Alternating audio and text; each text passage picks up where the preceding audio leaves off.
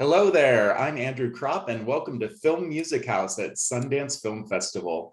Today, my guest is composer Jimmy LaValle, who's here to discuss his score for Something in the Dirt, a new film premiering this year at Sundance and directed by Justin Benson and Aaron Moorhead. Hey, Jimmy. Hi, how's it going? Good, how are you today? I am good. Nice LA day, chilly morning and nice warm afternoon, so can't complain. Nice. So let's jump right into things and let's talk about your score for Something in the Dirt. You've collaborated with Justin Benson and Aaron Moorhead before. What's your working relationship like with them? Yeah, this is my fourth film with them over the last, I guess our first film was back in 2014, 13-ish, somewhere around there. And the working relationship has been really great. I'm essentially their first composer that they've used on their films. Their very first film was called Resolution, and it was all sound design. And since then, basically, they have, only used. They've come to me for. Sorry, I just realized that I needed to mute my my speakers. So if you don't mind. Yeah, no worries. Because I just heard that I just heard that notification come in. So I was like, oh yeah, needed to mute that. We can cut this out. Right. Okay, I'll just start over from the top then if you want to. Yeah. Okay. So let's jump right into it and talk about your score for Something in the Dirt. You've collaborated with Justin Benson and Aaron Moorhead before, so I wanted to know, what's your working relationship like with them? Yeah, this is my fourth film with Justin and Aaron, and the working relationship with them has always been really, really great in the sense that they're very clear and concise as far as their notes and direction and what they are kind of looking for. And then also in the fact that they kind of give me almost absolute free reign to kind of, approach each film individually with my own voice and with whatever I'm kind of immediately inspired by. After that, we kind of collaborate a lot more, just kind of, bridging our two visions together. And,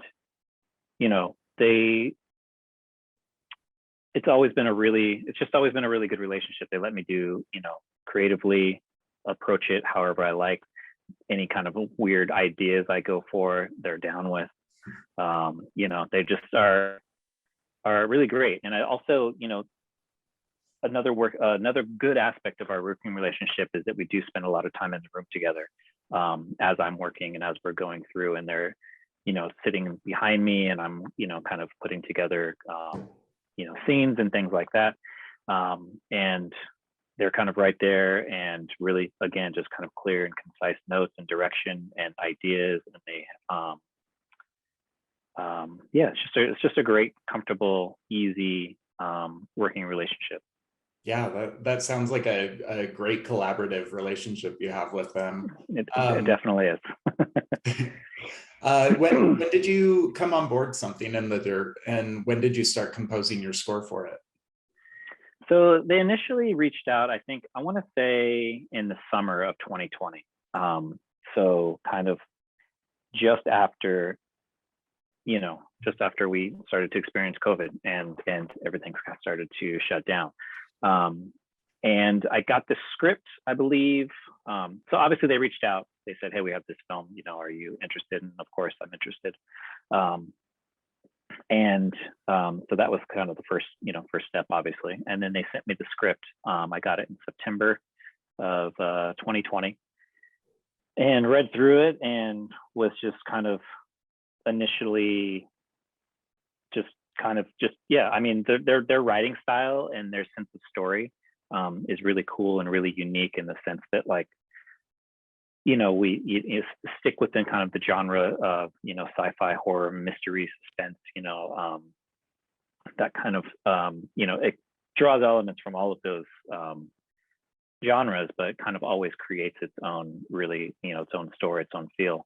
And I'm always impressed by kind of the stories that they come up and how they kind of, create something that, hasn't been done before in a, really fresh way. So initially I just read the script and kind of sat with it for a long time. And then started to compose, started to kind of gather ideas and run those ideas past them before I really started anything. And then I don't think it was until I got the first, no, that's not true, I'm sorry.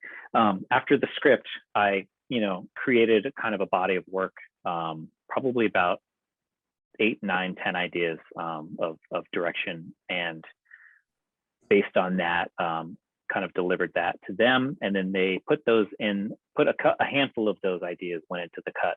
And then once I got the first cut, I think, which is in probably, I want to say March of 2021, February, March-ish, is kind of when I started to, no, that's actually completely wrong. I'm sorry. I didn't get the first cut until July 2021, in the summer, and, had it for like, I guess, a good solid 3 months before I actually really kind of started to really shape what I was actually going to do. But all of my initial ideas, like my initial synth kind of theme, stayed in place from the beginning.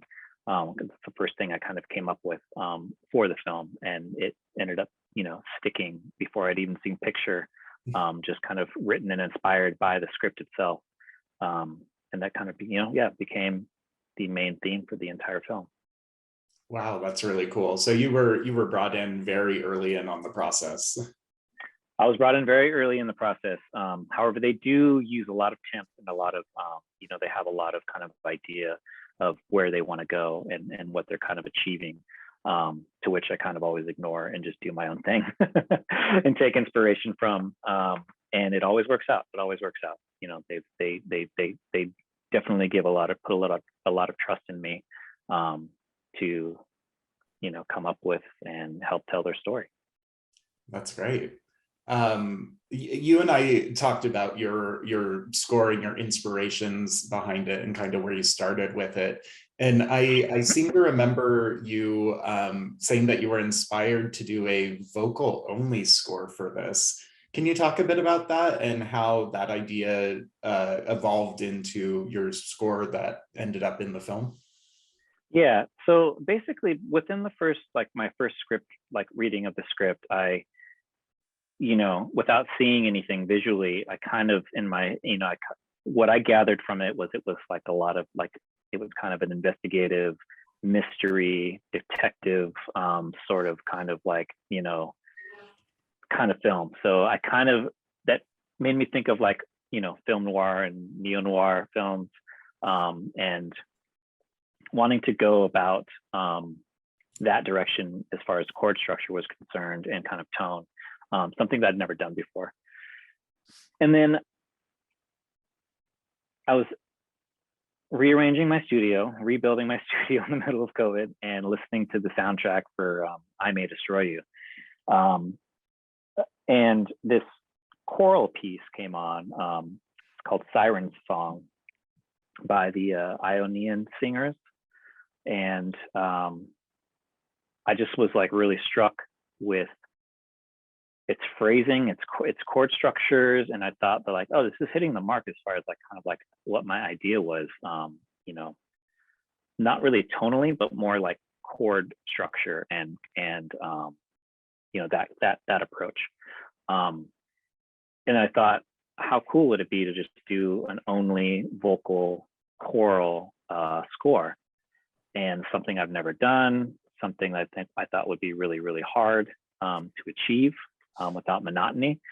And yeah, I mean, so obviously I strayed, away from that. I still kept a lot of my choral, initial choral ideas and approach, but ended up, just incorporating it into something else that I felt was, ultimately a unique score. Yeah, and you also provided vocals on the score, correct? I did, yes. I did my own kind of vocal chants, and vocal pads, and Yeah, I mean, I've typically, these Justin and Aaron, they definitely are drawn to voice, and they're drawn to voice. They're drawn to medieval kind of like, and this one specifically, there was a lot of reference to like medieval, like Gregorian, even like chants and trying to, convey that and include that as an influencer, like, medieval instruments like the hurdy-gurdy and other things that were just kind of ancient. The film kind of draws elements and is going way back into that era of time, basically with artifacts and with kind of,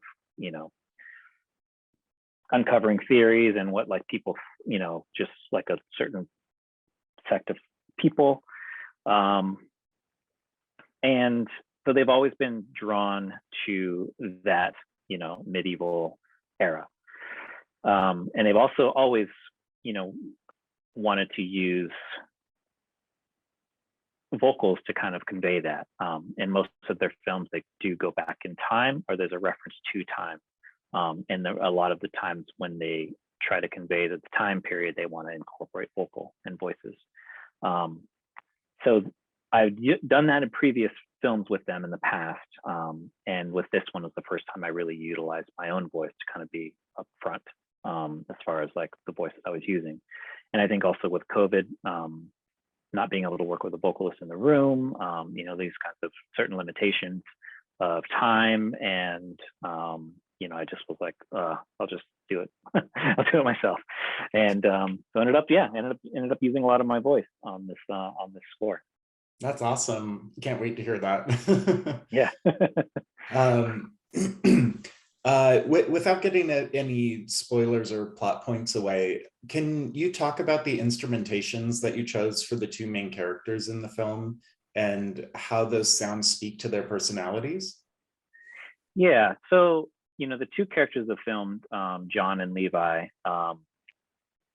John is his backstory is, with an evangelical church. And as we kind of meet him and the film progresses, he has kind of a sinister feel to him where you can't fully trust him. You don't really know what his actual intentions are. If he's got like, if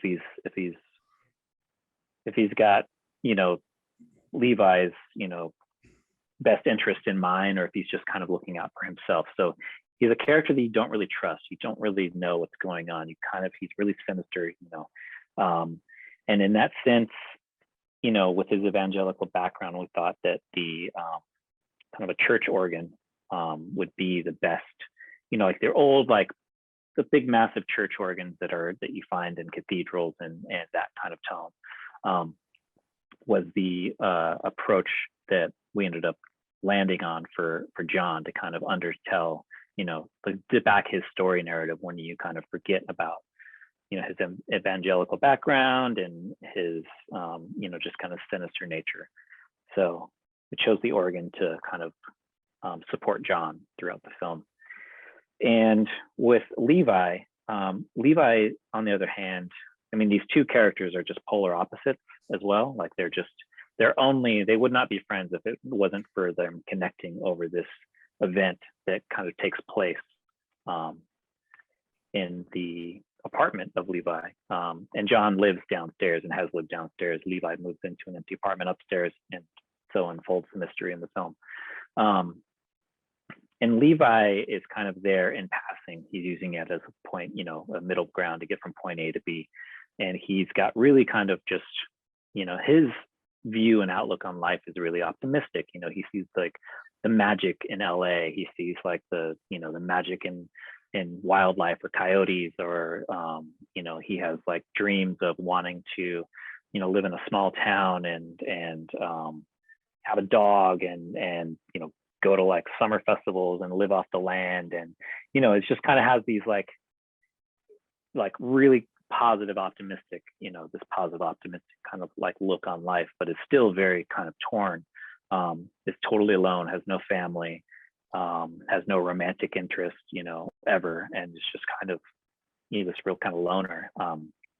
And so this was also so I basically ended up landing on a flute. And the flute was both used in the sense of I've never used a flute on a score, and that was kind of like where I wanted to challenge myself and bring in that tone of instrument. So I used clarinet, bass clarinet, and flutes on this score. And the performer, her name was Haley Niswanger, is one of the most incredible woodwind players I've ever heard. And she, a lot of times in my you know, film scoring approach with collaborating, I work with other players and definitely encourage them to do whatever they like. I give them some sense of direction. Obviously, they get the cue, but beyond that, I want them to kind of just embellish and improvise and you know, give me kind of a, you know, whatever performance that they're feeling. So it wasn't intentional to use flute over Levi, but it kind of fell into place that way, where it's like, oh, here's this instrument that's like off, is a solo monophonic voice doing its own thing, is really whimsical, is really kind of optimistic and happy, and we ended up landing on using the flute to kind of underscore Levi's character. Pipe organ versus flute. Sounds Yeah. sounds unusual, but I'm sure it's Yeah. amazing. Definitely. And Yeah. you had mentioned previously when we spoke that the main focus in your score is this synth motif that you described as having an addictive feeling to it. Can I ask what inspired this motif, and how does one make music feel addictive?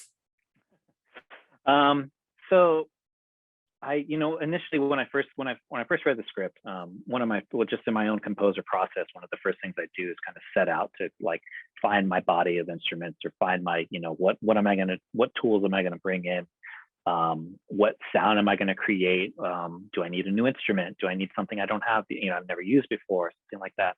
And in this sense, I've been really into just sound design from scratch on synthesizers, and just creating tones from the ground up, from just a single voice, and just starting to create, you know, whatever the sound design is and synth sound is ultimately going to be. So with this, I was just experimenting with a feature on the synthesizer that just ultimately created this kind of tone that was just constantly moving, you know, pushing and pulling from each other, from itself, was a really kind of just unsettling sound. Like it just definitely provoked anxiety and like anxiousness. And just kind of like the way that you're like focused on the movement of this sound, I felt also just kind of like, you know, spoke to the addictiveness of John and Levi, and how they are just completely just, you know, addicted to solving this, just uncovering more layers of this mysterious thing, that, you know, event that's happening within the apartment. And they just, you know, are constantly working on it all the time, but they're also at the same time constantly trying to kind of one up each other. And once, you know, John's always trying to be the smarter one and getting really like, you know, it essentially turned into kind of the theme, you know, is the, you know, theory theme, essentially, where each one of them have their own theory of why these things are happening, and they're drawing from all of these kind of archaic, like, you know, storylines and medieval kind of, you know, like people, and just like trying to draw connections as to like why all of these events are happening, trying to outdo each other, trying to be smarter, trying to solve it, working together at the same time. So the synth sound kind of just really kind of resonates with all of those, you know, all of those narratives, just as far as it's coming together and going away and coming back in and coming, you know, and pushing and pulling from each other, adding another note off of, you know, and the kind of all the rhythmic, the rhythms of it change within each voice, you know, there's just kind of, yeah, it just felt right as I came on it. And right when I made it, it was essentially the first thing that I sent to Justin and Aaron. And I blended it with some just, simple choral pads, and they were just, they were like, this is it. This is the sound. This is the tone of the film. This is spot on, perfect. Yeah, that's amazing. Yeah. I was going to ask if that was the early theme that you had mentioned you made when you first got the script. That's really awesome. Yeah. And then I was able to kind of base and like go down different paths and different, different cues, and, build off of that initial first theme with the rhythm of it. And it kind of set other like more kind of formulaic and more solid rhythm tones in place too, that, supported a lot of the scenes as well. So Jimmy, you come from a recording background as well with your band, the album Leaf, and you're well established in the composing world. So I wanted to ask, where would you like to see your composing work go in the future? I mean, composing to me is really really exciting me. I've spent the better part of the last 10 years kind of building up my trade and finding my voice in the composing world, trying to find a way that I can, kind of contribute to this really kind of, I feel, exciting time in the world of composing. I think there's a lot of artists that are doing really incredible scores, and also doing unconventional scores, and not your standard kind of, piano string approach, if you will, like that kind of thing, trying to kind of think outside of the box and utilize more, more kind of tools that we have come up, utilizing and using recording techniques and production tricks and those kinds of things. So I'm really excited to kind of see and expand on that idea moving forward in the future, and hopefully with many more scores and many more films and TV to kind of work on, and be a part of, just kind of contribute to the really exciting time period of film music that's happening during this time. Yeah, totally feel that. We're looking forward to whatever you have coming up after Something in the Dirt, and we are very much looking forward to Something in the Dirt as well. So I just want to take a moment to say thank you for taking the time to speak with me today. I hope you had Thank you for having me. Yeah, hope you had an enjoyable time. Definitely. I'm excited for it. Awesome. Well, once again, to our audience, I'm Andrew Kropp, and thanks for joining us at Film Music House at Sundance Film Festival. We have some other great videos over at White Bear PR, so be sure to like and subscribe to our YouTube channel for more exclusive interviews and content. Stay healthy and stay safe out there, and enjoy the film scores.